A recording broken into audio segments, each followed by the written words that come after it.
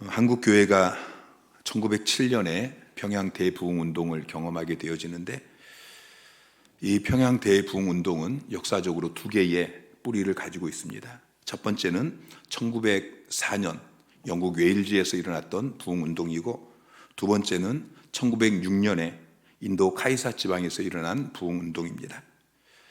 1906년에 인도 카이사 지방에서 부흥 운동이 일어났을 때에 어린 아이들에게도 부흥이 일어났습니다.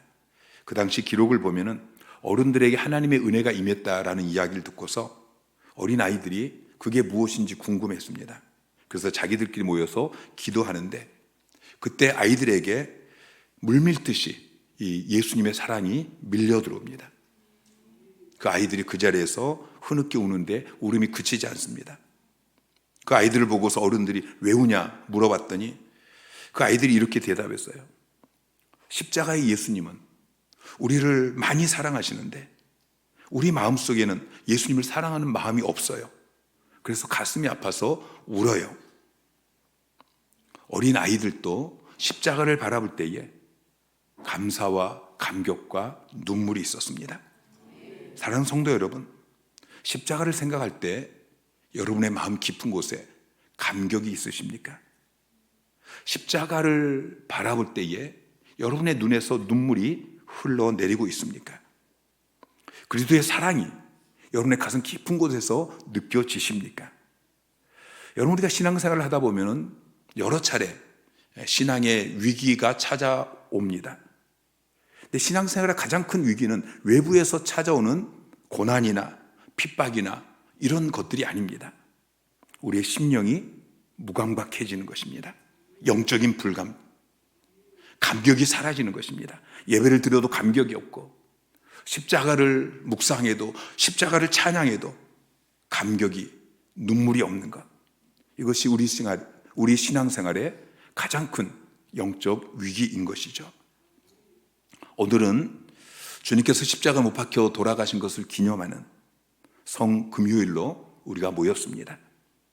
오늘 우리가 말씀을 묵상하면서 십자가의 감격이, 십자가의 사랑이, 십자가의 능력이 여러분 안에서 회복되어지기를 주님의 이름으로 축원합니다. 사람마다 자기가 자랑하는 것들이 있습니다. 그것을 트로피로 만들어서 장식장에 진열해 놓기도 하고, 사진을 찍어서 SNS에 올리기도 하고, 또 사람들을 만날 때 그것들을 자랑스럽게 말하기도 합니다. 내가 가장 자랑스럽게 여기는 것, 그것이 나의 가치이고, 그것이 나의 인격이고, 그것이 나의 신앙입니다. 그것이 나의 삶을 결정하게 되어집니다. 여러분이 가장 자랑스럽게 여기는 것은 무엇입니까? 여러분은 무엇을 자랑하면서 살고 계십니까? 금은 보석, 다이아몬드가 박혀있는 그런 반지, 목걸이, 이런 것들을 자랑하고 계십니까? 좋은 대학을 나온 학위를 자랑하고 계십니까? 사회적인 지위나 또는 남들이 부러워하는 어떤 외모나 또는 비싼 자동차, 비싼 아파트, 이런 것들을 자랑하고 계십니까? 본문에서 바울은 우리 주 예수 그리스도의 십자가 외에는 자랑할 것이 없다라고 고백하고 있습니다. 바울은 십자가만 자랑합니다. 여러분, 십자가가 무엇입니까? 십자가는 사형 도구입니다. 그것도 로마 제국에서 가장 잔인하고 가장 끔찍한 그 십자가를 자랑한다라고 고백하고 있죠. 요한계시록을 보면은 천사들이 찬양을 합니다.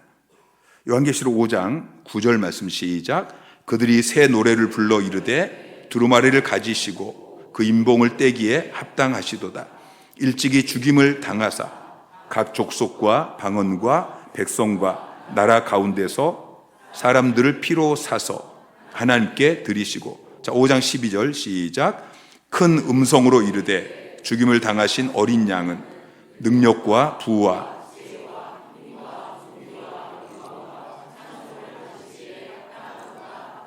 7장 10절 시작. 큰 소리로 외쳐 이르되 구원하심이 보좌에 앉으신 우리 하나님과 어린 양에게 있도다. 자, 계속해서 노래하는 것이 무엇입니까? 일찍이 죽임을 당하신 그 어린 양. 자, 천사들이 찬양할 게 얼마나 많겠습니까? 천사들은 이 지구상에서 날마다 일어나고 있는 하나님의 놀라운 역사들을 매일 생중계로 그렇게 보고 있습니다. 근데 그 천사들이 찬양하고 있는 것은 다른 게 아닙니다. 십자가에서 죽으신 어린 양입니다. 여러분, 이상하지 않습니까? 왜 천사들이 하필이면 십자가에서 죽임을 당한 어린 양을 찬양하고 있습니까? 로이드 존스 목사님은 기독교의 복음과 교회의 메시지의 핵심이 무엇이냐라는 질문에 그것은 산상설교 같은 예수님의 도덕적 가르침이 아니다라고 이야기했습니다. 사도들은 주님의 도덕적인 가르침을 우선순위로 전하지 않았습니다. 오늘 본문에서 바울은 그리스도를 자랑한다, 또는 그리스도의 가르침을 자랑한다, 주님이 가르치신 그 가르침의 핵심인 산상설교를 자랑한다, 그렇게 이야기하지 않습니다. 바울은 주님이 행하신 일들, 그리고 그 중에서 특별히 기적, 죽은 나사로를 살리신 일, 이런 것을 자랑한다라고 이야기하지도 않습니다. 그리스도의 십자가 외에는 결코 자랑할 것이 없다고 고백하고 있습니다. 왜 바울은 십자가만 자랑한다고 고백합니까? 바울뿐만 아닙니다. 1세기, 2세기를 살아갔던 초대교회 성도들은 어디를 가든지 무엇을 하든지 십자가를 잊지 않기 위해서 몸부림을 쳤습니다. 초대교회 교부였던 터툴리안의 기록에 보면 이렇게 기록하고 있어요. 우리는 발걸음을 앞으로 옮길 때마다, 들어가거나 나갈 때마다, 옷을 입고 신발을 신을 때마다, 목욕을 하거나 식탁에 앉을 때마다, 등잔에 불을 켤 때나, 침상에서나 좌석에서나 매일의 일상 가운데서 이마에 십자가를 그렸다. 초대교회 성도들은 십자가를 잊지 않기 위해서 언제나 이마에 십자가를 그렸습니다. 왜 그들은 십자가를 잊지 않으려고 그렇게 몸부림쳤을까요? 여러분, 바울이 원래부터 십자가를 자랑하는 사람이 아니었습니다. 오히려 바울에게는 세상적인 자랑거리가 많이 있었습니다. 자, 빌립보서 3장 5절 6절 말씀 시작. 나는 8일 만에 할례를 받고 이스라엘 족속이요 베냐민 지파요 히브리인 중에 히브리인이요 율법으로는 바리새인이요 열심으로는 교회를 박해하고 율법의 의로는 흠이 없는 자라. 자, 이런 것들은 그 당시에 성공하기 위한 스펙들인 것입니다. 자랑거리예요. 근데 바울은 이런 것들을 원래 자랑거리로 여겼었는데, 그것을 추구하며 살았는데, 근데 어느 날 예수 그리스도를 만나고 그의 자랑거리가 바뀌었습니다. 자, 빌립보서 3장 7절 8절에 보면은, 자, 시작. 그러나 무엇이든지 내게 유익하던 것을 내가 그리스도를 위하여 다 해로 여길 뿐더러 또한 모든 것을 해로 여김은 내 주 그리스도 예수를 아는 지식이 가장 고상하기 때문이라. 내가 그를 위하여 모든 것을 잃어버리고 배설물로 여김은 그리스도를 얻고. 자, 바울은 자기가 자랑했던 그 모든 것들을 해로 여기고 배설물로 여기게 되어집니다. 그리고 십자가 외에는 결코 자랑하지 않는다라고 고백하고 있죠. 사도 바울이 이전에는 세상의 그것들을 자랑거리로 여기고 그것을 추구하며 살았었는데, 예수 그리스도를 만나고 복음을 깨닫고 나니까 가치관이 달라졌어요. 그동안 자기가 붙잡고 살았던 그 세상 자랑거리, 이것은 십자가 앞에서 배설물과 같아요. 아주 하찮은 별 볼 일 없는 것에 불과하다는 것을 깨닫게 되어집니다. 자, 14절 말씀 다시 한번 같이 읽겠습니다. 시작. 그러나 내게는 우리 주 예수 그리스도의 십자가 외에 결코 자랑할 것이 없으니 그리스도로 말미암아 세상이 나를 대하여 십자가에 못 박히고 내가 또한 세상을 대하여 그러하니라. 자, 바울이 십자가만 자랑하게 된 이유는 세상이 나에 대해서 십자가에 못 박혔고 또 나도 세상에 대해서 십자가에 못 박혔기 때문이에요. 자, 요한일서 2장 16절 말씀 시작. 이는 세상에 있는 모든 것이 육신의 정욕과 안목의 정욕과 이생의 자랑이니 다 아버지께로부터 온 것이 아니요 세상으로부터 온 것이라. 자, 세상에 있는 모든 것은 육신의 정욕, 안목의 정욕, 이생의 정욕, 이런 것들이에요. 자, 예수님께서 십자가에서 우리의 죄를 해결하기 전에는 이것이 우리의 가치관이었어요. 육신의 정욕, 안목의 정욕, 이생의 자랑, 이것이 우리의 가치였어요. 그것이 우리의 자랑거리였어요. 근데 바울은 갈라디아서 5장 24절에 이렇게 고백해요. 그리스도 예수의 사람은 육체와 함께 그 정욕과 탐심을 십자가에 못 박았느니라. 예수의 사람은 이미 십자가에 못 박힌 사람이에요. 그 육체가 십자가에 못 박혔고 그 육체와 함께 그 정욕과 탐심이, 육신의 정욕, 안목의 정욕, 이생의 자, 이 세상의 자랑거리, 이 모든 것들이 십자가에 못 박힌 사람이에요. 그래서 오늘 본문 14절에 세상이 나에 대해서 십자가에 못 박혔다, 나도 세상에 대해서 십자가에 못 박혔다 라고 이야기해요. 언제 못 박혔습니까? 예수님께서 십자가에 못 박히실 때 우리도 함께 못 박히게 되어진 거예요. 갈라디아서 2장 20절 말씀 시작. 내가 그리스도와 함께 십자가에 못 박혔나니 그런즉 이제는 내가 사는 것이 아니요 오직 내 안에 그리스도께서 사시는 것이니라. 내가 그리스도와 함께 십자가에 못 박혔다. 아멘이십니까? 주님이 십자가에 못 박히실 때 나도 십자가에 못 박혔어요. 내 육체와 함께 그 정욕과 탐심이, 이 세상의 모든 것들이 십자가에 못 박힌 것입니다. 로마서 6장 4절은 이렇게 이야기합니다. 그러므로 우리가 그의 죽으심과 합하여 세례를 받음으로 그와 함께 장사되었나니. 주님의 죽으심과 합하여서 우리가 장사되었습니다. 여러분, 십자가는 원래 주님이 죽으실 곳이 아니에요. 내가 내 죄 때문에 죽어야 될 곳이 십자가예요. 근데 주님께서 내 대신 죽으셨어요. 주님께서 내 죄를 대신 담당하시고 십자가에 못 박혀 죽으신 거예요. 주님이 죽으실 때 나도 죽었어요. 내 옛사람이 죽었어요. 죄인인 내가 죽었어요. 저주받고 지옥 갈 수밖에 없는 그 내가 죽었어요. 그리고 새 생명이 다시 태어났어요. 하나님의 자녀로 거듭나게 되어졌어요. 오늘 본문 14절을 세번역 성경은 이렇게 번역하고 있습니다. 그리스도로 말미암아 내 쪽에서 보면 세상이 죽었고 세상 쪽에서 보면 내가 죽었습니다. 쉬운 성경은 이렇게 번역하고 있어요. 그리스도의 십자가를 통해 세상은 나에 대해서 죽었고 나는 세상에 대해 죽었습니다. 그러니까 십자가로 말미암아 예수님께서 십자가 못 박혀 죽으실 때 그 십자가 사건을 통해서 내 쪽에서는 세상이 죽었어요. 세상 쪽에서는 내가 죽었어요.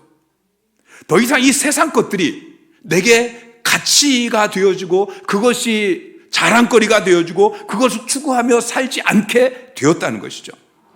그전에는 육신의 정욕, 안목의 정욕, 이생의 자랑, 이것에 사로잡혀 살았는데 이제는 십자가로 그것이 끊어졌다는 것입니다. 이사야 53장 5절 6절 말씀 시작. 그가 찔림은 우리의 허물 때문이요 그가 상함은 우리의 죄악 때문이라. 그가 징계를 받음으로 우리는 평화를 누리고 그가 채찍에 맞음으로 우리는 나음을 받았도다. 우리는 다 양 같아서 그릇 행하여 각기 제 길로 갔거늘 여호와께서는 우리 모두의 죄악을 그에게 담당시키셨도다. 자, 십자가에서 주님께서 여러분의 모든 죄악을 대신 담당하셨어요. 하나님께서 여러분의 죄를 예수 그리스도에게 담당시키시고 예수님이 십자가에 못 박혀 죽게 하신 거예요. 여러분의 모든 죄는 십자가에서 이미 죄사함을 받았습니다. 여러분 의롭게 되어졌습니다. 여러분 더 이상 하나님의 진노와 저주와 정죄를 받지 않아도 되게 되었습니다. 그가 징계를 받음으로 여러분에게는 평화가 임했습니다. 여러분은 이제 하나님께 나아가서 하나님과 교제하며 하나님이 주시는 영생을 누릴 수 있게 되었습니다. 그가 채찍에 맞음으로 여러분 나음을 받게 되었습니다. 더 이상 질병으로 고통당하며 이 땅에서 살 필요가 없게 되어진 것입니다. 로마서 8장 32절 말씀 시작. 자기 아들을 아끼지 아니하시고 우리 모든 사람을 위하여 내주신 이가 어찌 그 아들과 함께 모든 것을 우리에게 주시지 아니하겠느냐. 자, 하나님께서 자기 아들을 아끼지 않고 우리에게 주셨어요. 예수님께서 십자가에서 여러분을 대신해서 죽으셨어요.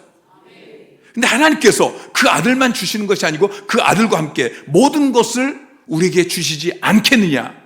믿으십니까? 바울은 이 놀라운 십자가의 복음을 깨닫고 나서 나는 십자가만 자랑하노라.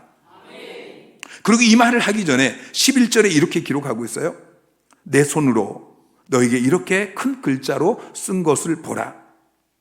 바울 시대에 주로 사용했던 파피루스는 오늘날 종이처럼 그렇게 매끄럽지 않았어요. 표면이 거칠었어요. 그리고 갈대를 잘라서 만든 그 펜으로 글씨를 써야 되는데 글씨를 쓰기 위해서는 상당한 기술이 필요했어요. 그래서 대개는 숙련된 기술을 가진 필경사가 대필을 합니다. 바울도 대부분의 편지를 대필을 썼어요. 그리고 이 대필이 앞에서부터 쭉 쓰고, 그리고 이 편지의 마지막 부분에 한 줄, 두 줄 정도 자기가 친히 펜을 들고서 마지막 인사를 썼어요. 골로새서 4장 18절 보면은 나 바울은 친필로 문안하노니. 자, 거기서부터 바울이 이제 친필로 쓰는 거예요. 그 앞에는 대필로 쭉 4장 17절까지 쓰고, 이제 4장 18절부터 나 바울은 친필로 문안하노니 이렇게 이제 써 내려가요. 근데 오늘 본문에는 마지막 인사 한두 절이 아니고 11절부터 18절까지 길게 자기 자신 친필로 편지를 씁니다. 그러면서 어떻게 이야기하냐면은 내가 큰 글씨로 쓴다. 자, 큰 글씨로 쓴다는 것은 그만큼 이게 중요한 이야기라는 것이죠. 근데 그 내용이 무엇입니까? 우리 주 예수 그리스도의 십자가 외에는 결코 자랑할 것이 없다라는 것입니다. 사랑하는 성도 여러분, 예수 그리스도의 십자가 외에는 자랑할 것이 없는 여러분 되시기를 주님의 이름으로 축원합니다. 여러분 지금까지 가치 있게 여겼던 그것들, 이건 하찮은 것입니다. 배설물과 같은 것입니다. 그걸 깨닫고 내려놓는 여러분이 되시기를 주님의 이름으로 축원합니다. 육신의 정욕, 안목의 정욕, 이생의 자랑, 이런 것들은 다 내려놓으시고 이제는 예수 그리스도의 십자가만 바라보고 십자가만 자랑하는 여러분 되시기를 주님의 이름으로 축원합니다. 우리가 어떤 사람과 만나서 10분만 그 사람과 이야기하다 보면은 그가 무엇을 자랑하는지를 우리가 쉽게 알 수 있습니다. 이분은 예수님을 자랑하고 복음을 자랑하고 십자가를 자랑하는구나. 이 사람은 외모를 자랑하는구나. 이 사람은 자식을 자랑하는구나. 이 사람은 재산을 자랑하는구나. 자, 디모데후서 1장 11절 12절 말씀 시작. 내가 이 복음을 위하여 선포자와 사도와 교사로 세우심을 입었노라. 이로 말미암아 내가 또 이 고난을 받되 부끄러워하지 아니함은 내가 믿는 자를 내가 알고 또한 내가 의탁한 것을 그날까지 그가 능히 지키실 줄을 확신함이니라. 자, 바울은 자기 자신이 복음을 위한 선포자 또 사도 교사로 세우심을 받았다라고 이야기하고 있습니다. 그리고 이제 복음을 전하다가 고난을 받습니다. 그런데 복음을 전하다가 고난을 받는데도 복음 전하는 것을 부끄러워하지 않는다. 반대로 이야기하면 여전히 복음을 자랑한다 라고 이야기하고 있습니다. 여러분 십자가의 의미를 제대로 알면은 우리에게 당연히 눈물이 있고 감격이 있고 그리고 그것을 자랑하게 되어집니다. 그걸 자랑하기 위해서 수고와 희생을 마다하지 않게 되어지고 그 십자가를 자랑하는 복음을 전하는 그 일 때문에 우리가 때로 고난을 당하고 희생을 당하고 이것을 감수할 수 있게 되는 것입니다. 이것이 바울이 말하는 예수의 흔적입니다. 17절에 바울이 이렇게 고백하고 있어요. 자, 시작. 이후로는 누구든지 나를 괴롭게 하지 말라. 내가 내 몸에 예수의 흔적을 지니고 있노라. 내 몸에 예수의 흔적이 있다. 사랑하는 성도 여러분, 십자가를 자랑하다가 여러분이 받게 되어진 상처, 예수의 흔적, 그게 여러분에게 얼마나 있으십니까? 여러분 이 예수의 흔적을 지니고 사십니까? 아니면 어렸을 때 받은 마음의 상처, 이거 붙잡혀서 살고 계십니까? 여러분이 복음을 전하다가 상대방으로부터 모욕을 받고 여러분의 자존심이 상하고 여러분의 마음의 상처를 받고 또 여러분에게 손해가 오게 되어지고 이것이 예수의 흔적입니다. 여러분 이것은 부끄러운 것이 아닙니다. 이건 자랑스러운 것입니다. 오늘 새벽에 마태복음 27장 42절 말씀을 가지고서 말씀을 묵상했는데 이 부분을 조금 더 여러분에게 말씀드리고 오늘 메시지를 정리하려고 합니다. 자, 41절 42절 함께 읽습니다. 시작. 그와 같이 대제사장들도 서기관들과 장로들과 함께 희롱하여 이르되 그가 남은 구원하였으되 자기는 구원할 수 없도다. 그가 이스라엘 왕이로다. 지금 십자가에서 내려올지어다. 그리하면 우리가 믿겠노라. 자, 예수님께서 십자가에 못 박히실 때에 지나가던 사람들이 내가 하나님의 아들이거든 십자가에서 내려와라, 너를 구원하고 십자가에서 내려와라 모욕했습니다. 제사장들과 서기관과 그리고 장로들도 십자가에서 내려오라고 조롱하면서 그가 남은 구원하였을 때 자기는 구원할 수 없도다, 이렇게 조롱합니다. 남은 구원하였을 때 자기는 구원할 수 없도다. 주님은 세상에서 온갖 기적을 다 베푸셨습니다. 그러나 자기를 위해서는 단 한 번도 기적을 행하지 않으셨습니다. 주님께서는 배고픈 무리를 위해서 오병이어의 기적을 행하셨지만 자기를 위해서는 하나의 빵 조각도 기적으로 만들어 잡수지 않으셨습니다. 40일을 금식기도 하고 배가 고픈데 사탄이 와서 돌을 떡으로 바꾸어 먹으라고 그렇게 유혹했지만 주님은 거절하셨습니다. 겟셋마네 동산으로 당신을 잡으러 오는 그 군병들에게 베드로가 칼을 휘두릅니다. 그때 주님께서 베드로를 향하여서 내 칼을 칼집에 도로 꽂아라, 그러면서 이렇게 말씀하셔요. 내가 내 아버지께 구하여서 지금 12군단 더 되는 천사를 보내게 할 수 없는 줄 아느냐. 주님은 할 수 있었습니다. 그러나 하지 않으셨습니다. 그리고 무기력한 모습으로 끌려가셨습니다. 가나 혼인잔치에서 포도주가 없어서 쩔쩔매는 그 사람들을 위해서 물로 포도주를 만드는 기적을 행하셨습니다. 그러나 정작 십자가 위에서 주님께서는 내가 목마르다 신음하셨습니다.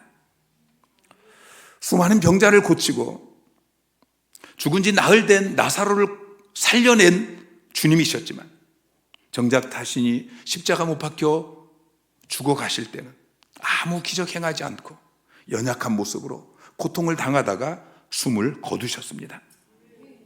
만약 예수님께서 죽지 않고 살기를 원하셨다면 얼마든지 살 수 있으셨습니다. 그러나 주님께서는 세상 사람들을 살려내기 위해서 자기 목숨을 스스로 내놓으신 것입니다. 자기를 구원할 수 없어 죽으신 것이 아니고 남을 구원하기 위해서, 저와 여러분을 구원하기 위해서 스스로 자기 목숨을 내버리신 것입니다. 요한복음 10장 17절 18절 말씀 시작. 내가 내 목숨을 버리는 것은 그것을 내가 다시 얻기 위함이니 이로 말미암아 아버지께서 나를 사랑하시느니라. 이를 내게서 빼앗는 자가 있는 것이 아니라